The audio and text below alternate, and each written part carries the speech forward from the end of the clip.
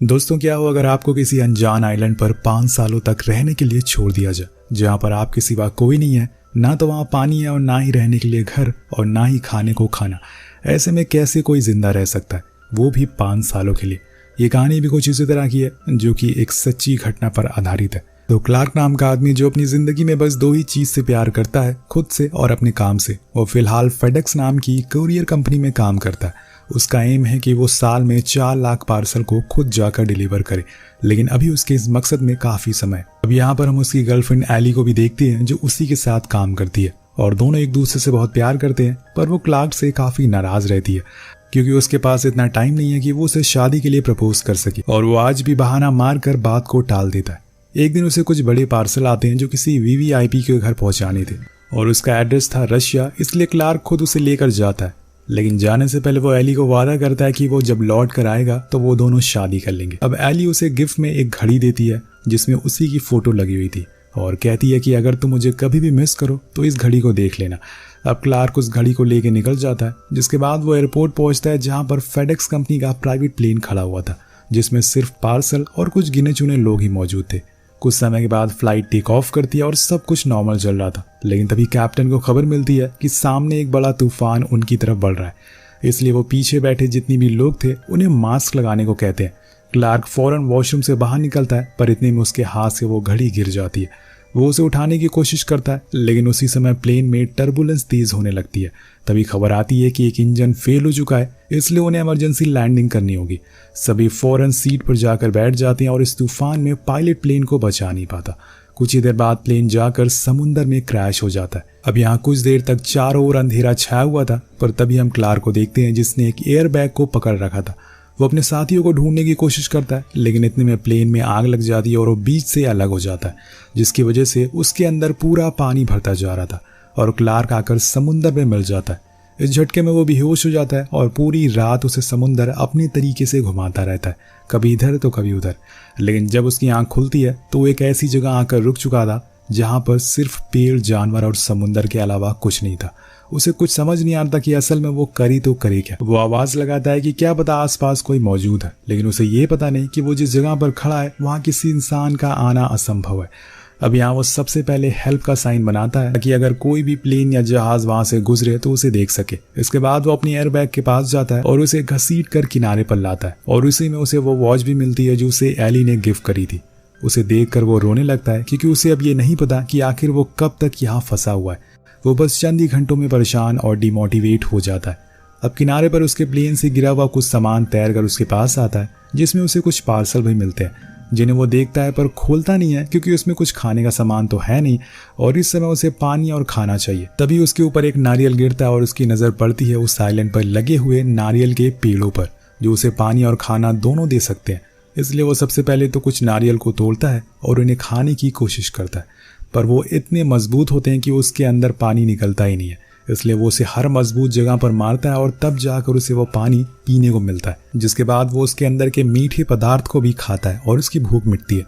यहाँ उसके दिमाग में आता है कि उसे कुछ ना कुछ तो करना ही पड़ेगा इस आइलैंड से बाहर निकलने के लिए, और इसीलिए उसे सबसे ऊपर वाली जगह पर जाना होगा, जहाँ से वो देख सके कि आसपास कोई शिप तो नहीं आ रही है। वो पास के एक ऊंचे पहाड़ पर चढ़ना शुरू करता है, लेकिन इसी बीच उसे कई चोट लगती है, क्योंकि उसके पैरों में जूते नहीं थे, और उसे ऐसे ही नंगे पैर ही ऊपर चढ़ना होगा, जिसमें उसके पैर में कांटे चुभने लगते हैं, जिसके लिए वो अपने पैरों पर एक कपड़ा बांध लेता है और फिर ऊपर चढ़ना फिर से शुरू करता है। तभी उसकी नजर एक बड़ी सी चीज पर पड़ती है। वो फौरन भागते हुए नीचे आता है, लेकिन ये चीज असल में उसके ही साथी की लाश थी, जो तैर कर किनारे पर आ चुकी थी।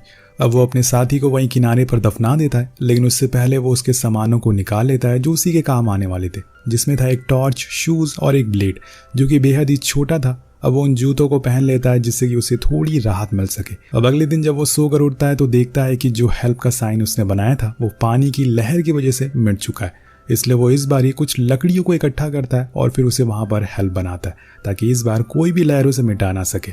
अब वो अपने लिए कुछ और खाने का इंतजाम करने के लिए जाता है, यानी कि मछली पकड़ने के लिए। लेकिन ये इतना आसान नहीं है अगर आपके पास कोई सामान ना हो उसे पकड़ने के लिए, क्योंकि पहली बात तो उसके पास कोई भी ऐसा शार्प टूल नहीं है, और दूसरी चीज कि वो ये काम पहली बार कर रहा है। वो आखिर में आकर हिम्मत हार जाता है और आकर सो जाता है। लेकिन उस रात उसके लिए एक उम्मीद आती है। कुछ दूरी पर उसे एक शिप गुजरता हुआ दिखाई देता है। अब वो उसे देखकर बहुत खुश होता है। वो फौरन उठता और चिल्लाना शुरू करता है, लेकिन इसका कोई फायदा नहीं था। तभी उसे वो टॉर्च का ख्याल आता है, लेकिन जब तक वो उसे साइन देता, वो इशारा करता, वो शिप वहां से जा चुका था। और इसीलिए वो उदास होकर बैठ जाता है कि आखिर वो करे तो करे क्या। अगले दिन वो खुद को हिम्मत देने के लिए कुछ काम करता है ताकि वो खुद को इस आइलैंड पर जिंदा रख सके और अपने माइंड को डाइवर्ट कर सके। जैसे कि उसने नारियल में पत्तों में इकट्ठा हुए पानी को भर लेता है और फिर उसी नारियल को काट कर खा जाता है। उसे यहाँ फंसे हुए अब 6 महीने से ज्यादा का समय हो चुका है। तब से लेकर आज तक वो बस नारियल ही खा रहा है और पी रहा है, लेकिन अब वो ऐसे जी नहीं सकता। लेकिन ये जितना देखने में आसान लग रहा है वो उतना होता नहीं है। अब वो पहली लहर तो जैसे तैसे पार कर लेता है, लेकिन जब दूसरी बड़ी लहर आती है तो एयर बैग के साथ उसे भी पलट देती है और इसी चक्कर में उसे काफी चोट भी लग जाती है, जिससे कि उसे बहुत दर्द होता है, लेकिन वो कुछ कर नहीं पाता। उसे ये दर्द सहना ही पड़ेगा।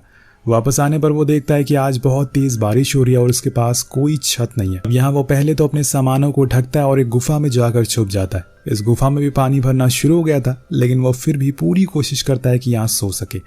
अगले दिन जब उसकी आंख खुलती है तो वो उन पार्सल को खोलना शुरू कर देता है। क्या पता इसमें कुछ जरूरत का सामान मिल जाए।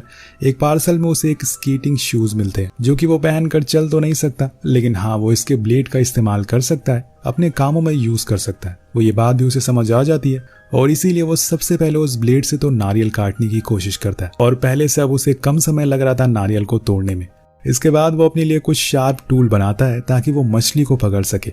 इस बार वो पूरी तैयारी के साथ कुछ केकड़ों को पकड़ कर लाता है, लेकिन वो इन केकड़ों को कच्चा तो खा नहीं सकता और इसीलिए अब उसे आग जलानी पड़ेगी। और यही सोचकर उसे और गुस्सा आने लगता है कि आखिरकार उसे सुकून से कुछ खाने को कब मिलेगा। लेकिन वो फिर भी आग जलाने की कोशिश करना शुरू कर देता है, जिसके लिए वो एक लकड़ी को दूसरी लकड़ी पे घिसना शुरू करता है। अब आग जलाते हुए सुबह से शाम हो जाती है, लेकिन आग जलने का नाम ही नहीं ले रही थी। वो बड़ी ही देर तक उसे घिसता रहता है, जिसमें उसके हाथों में चोट भी लग जाती है और आखिर में आकर वो इतना इरिटेट हो जाता है कि वो सब कुछ सारा सामान उठाकर फेंक देता है। वो पूरी तरह से फ्रस्ट्रेट हो चुका था कि कोई भी काम उससे आसानी से क्यों नहीं हो पा रहा है। लेकिन कुछ देर शांत बैठने के बाद उसे फिर से थोड़ी हिम्मत मिलती है और वो दोबारा से कोशिश करता है। अब इस बार उसे यहाँ पर एक पार्सल में एक बॉल मिलती है, जिसके ऊपर उसका ही खून लगा हुआ था। वो उस बॉल पर एक स्माइली बना देता है और उसे अपना दोस्त बना लेता है ताकि उसे यहाँ अकेला फील ना हो। अब वो फिर से सारे सामानों को इकट्ठा करता है और अपने दोस्त से बात करते हुए फिर से आग जलाना शुरू करता है और इस बार उसकी मेहनत रंग लाती है। धीरे धीरे धुआं उठना शुरू हो जाता है और फाइनली आग जल जाती है। इसलिए कहते हैं कि कोशिश करते रहना चाहिए। अब उस रात क्लार्क खुद को किसी महाराजा से कम नहीं समझ रहा था। आज उसके पास बहुत कुछ है, एक दोस्त है, कुछ खाने का सामान है, वो भी पका हुआ, और पानी और एक आग भी।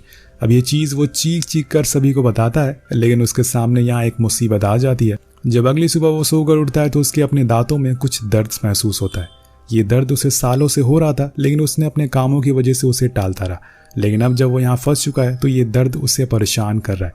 आज का दिन उसके लिए बहुत ही तकलीफ भरा होता है, इसलिए रात में वो फैसला करता है कि वो इस दांत को तोड़ देगा, जिसके लिए वो उस शूज के ब्लेड की मदद लेता है और एक पत्थर की मदद से वो दांत को बाहर निकाल लेता है। अब इस चीज से उसे इतना ज्यादा दर्द होता है कि वो वहीं बेहोश हो जाता है और अगले पूरे 2 दिन बाद उसकी आंख खुलती है। अब यहाँ से कहानी 4 साल बाद आगे चली जाती है, पर यहाँ वो पिछले वाला क्लार्क नहीं रहा, वो पूरी तरह से बदल चुका है। उसने इन बीते 4 सालों में कई सारी मुश्किलों का सामना किया है, लेकिन अभी तक उसके दिमाग में बस एक ही चीज है, वो है यहाँ से बाहर कैसे निकले।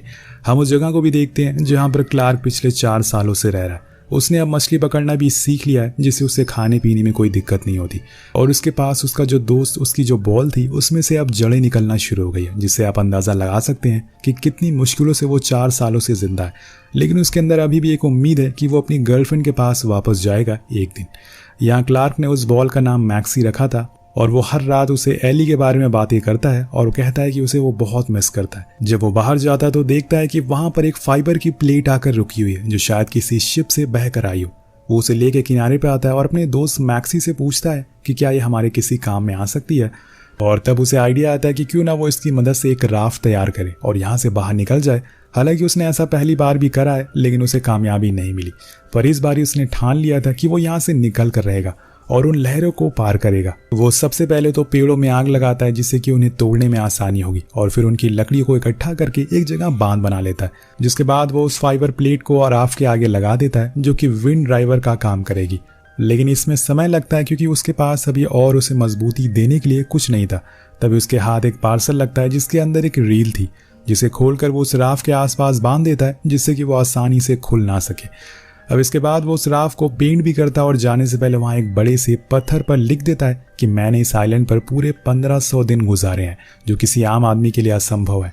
अब जब वो उस राफ को पानी में उतारने वाला होता है कि तभी तेज लहरें आना शुरू हो जाती है, इसलिए वो थोड़ी देर के लिए रुक जाता है और उसे शांत होने का वेट करता है। इसी दौरान वो आग जलाता है और वहीं बैठकर अपने दोस्त मैक्सी से बात करता है और उसे बताता है कि अगर वो यहाँ से बचकर बाहर निकल गया तो वो सबसे पहले अपनी गर्लफ्रेंड एली से शादी करेगा, क्योंकि वो उसे हर रोज मिस करता हुआ आ रहा है। उस समय के बाद जब लहरें शांत हो जाती है तो वो अपनी राफ को नीचे उतारता और फिर आगे बढ़ना शुरू कर देता है। कुछ ही देर बाद उसका सामना होता है उसी लहर से जो उसे हर बारी ढकेल कर पीछे कर देती है, लेकिन इस बार वो उसका डट कर सामना करता है और उन लहरों को चीर कर निकल जाता है। अब ये होने के बाद वो बहुत ही खुश था क्योंकि उसने ये कर दिखाया था, लेकिन एक मामूली सी राफ से समुद्र को पार कर पाने में कई साल लग सकते हैं। क्या पता इससे पहले उसका सामना किसी वेल से हो जाए या फिर शार्क से, लेकिन क्लार्क के अंदर अभी भी हिम्मत है आगे बढ़ने की। वो अपने साथ कुछ नारियल लेकर आया, इसमें वो तूफान में बरसे हुए पानी को इकट्ठा कर लेता है और सुबह को जाकर वो मछलियां पकड़ लेता है और ऐसे ही उसके कई दिन कट जाते हैं। लेकिन एक दिन जब वो सो रहा होता है तभी उसका दोस्त मैक्सी पानी में गिर जाता है और उसे दूर जाने लगता है और जब वो सोकर उठता है तो अपने दोस्त मैक्सी को अपने पास ना पाकर वो हैरान हो जाता है। वो फौरन पानी में कूद जाता है उसे बचाने के लिए, लेकिन मैक्सी अब उससे काफी दूर जा चुका था, इसलिए वो वापस राफ्ट पर आ जाता है। पर यहाँ वो बहुत रोता है क्योंकि 4 सालों तक उसके दोस्त मैक्सी ने उसका साथ दिया। उसके अलावा इन 4 सालों में उसका कोई भी दोस्त नहीं था और वो हमेशा उसे अपने साथ रखना चाहता था। अब क्लार्क रोते रोते सो जाता है, पर तभी उसके पीछे हम एक जायंट शिप को देखते हैं। जी हाँ, आपने सही सुना, एक शिप को। और इसी दिन का उसने 4 सालों से इंतजार किया था। वो उन्हें हाथ दिखाता है और आज उसकी किस्मत अच्छी थी। वो शिप वाले उसे देख लेते हैं और ऊपर खींच लेते हैं और बचा लेते हैं। अब कहानी 4 हफ्ते बाद शिफ्ट होती है। जब वो वापस अपने घर आता है तो चीजें बहुत बदल चुकी है। उसके ऑफिस के सभी लोग उसे मिलना चाहते हैं। वो अपने ऑफिस के डाइनिंग टेबल पर जाता है जहाँ पर सभी खाने पीने की चीजों को देखता है और उसे एहसास होता है कि इन चीजों के लिए उसने कितनी मेहनत करी थी और आज देखो ये चीजें उसके सामने रखी हुई हैं। उसके साथियों ने तो मान लिया था कि वो मर गया, लेकिन उसे ऐसा जिंदा देखकर वो सभी बहुत खुश थे। पर यहाँ क्लार्क को पता चलता है कि एली ने शादी कर ली है और उसकी एक बेटी भी है। अब ये जानकर उसका दिल पूरी तरह से टूट जाता है, इसलिए वो उसके घर पर उसे मिलने जाता है और यहाँ वो उसे वही वो घड़ी वापस कर देता है जो उसने पिछले 4 सालों से संभाल कर रखी हुई थी। एली उसे जिंदा देखकर बहुत खुश थी, लेकिन अब चीजें पहले जैसी नहीं रही और इसीलिए क्लार्क वहां से जाने लगता है तो वो उसे उसकी कार की कीज वापस कर देती है जो उसने उसे गिफ्ट करी थी, जिसे लेकर वो वापस जाने लगता है। लेकिन तभी एली भागते हुए बारिश में बाहर आती है और उसे गले से लगा लेती है। वो अभी भी उससे बहुत प्यार करती है। उसने उसे बताया कि उसके घर वालों ने उसकी जबरदस्ती शादी करवा दी, पर उसे यकीन था कि वो एक दिन लौट कर जरूर आएगा। लेकिन क्लार्क कहता है कि वो नहीं चाहता कि उसकी वजह से उसका परिवार में कोई दिक्कत आए, उसका परिवार बिखर जाए। अब उसकी एक बेटी भी है, वो उसकी जिंदगी खराब नहीं करना चाहता और इसीलिए वो उसे अपनी लाइफ में वापस जाने के लिए कहता है और उदास मन के साथ अपने दोस्त के घर आ जाता है। वो उसे बताता है कि मैंने उस आइलैंड पर 4 साल बस इसी उम्मीद में बिता दिया कि जब मैं यहाँ से वापस जाऊंगा तो एली से शादी करूंगा, लेकिन अब तो उसने भी शादी कर ली है, इसलिए मेरा यहाँ रहना ठीक नहीं है। अब मैं दूसरे शहर शिफ्ट होने जा रहा हूँ, लेकिन उससे पहले मुझे एक काम करना है। जिसके बाद हम यहाँ क्लार्क को एक आखिरी पार्सल को डिलीवर करते हुए देखते हैं और उस पार्सल को उसने उस आइलैंड पर कभी खोला नहीं था और वो उसे लेकर अपने साथ यहाँ तक आया क्योंकि उसे यकीन था कि वो इस पार्सल को पहुंचा कर रहेगा। लेकिन जब वो उस घर में एंटर करता है जहाँ पर उसे पार्सल डिलीवर करना है तो वो पूरी तरह से खाली होता है, वहाँ कोई नहीं था और इसी वजह से वो एक नोट लिखकर उस पार्सल को छोड़ देता है कि इस पार्सल ने मेरी जिंदगी बचाई है। अब वो वापस जाने लगता है, लेकिन यहाँ पर उसे किस रास्ते पर जाना है वो कंफ्यूज हो चुका है, उसे समझ नहीं आ रहा है। वो वहीं रुक जाता है और तभी एक लड़की वहाँ ट्रक से आती है और उसे रास्ता बताती है, लेकिन उसके जाने के बाद क्लार्क उसके ट्रक को उसी रास्ते पर जाते हुए देखता है जहाँ से उसने पार्सल दिया था। वो समझ जाता है कि वो पार्सल उसी लड़की का है और ये देखकर वो स्माइल करता है, जिसके साथ ये कहानी यही खत्म हो जाती है। वेल दोस्तों, ये एक बहुत ही अमेजिंग सर्वाइवल मूवी है जो आपको बहुत कुछ सिखा जाती है। आपको कहानी कैसी लगी नीचे कमेंट करके जरूर बताएगा।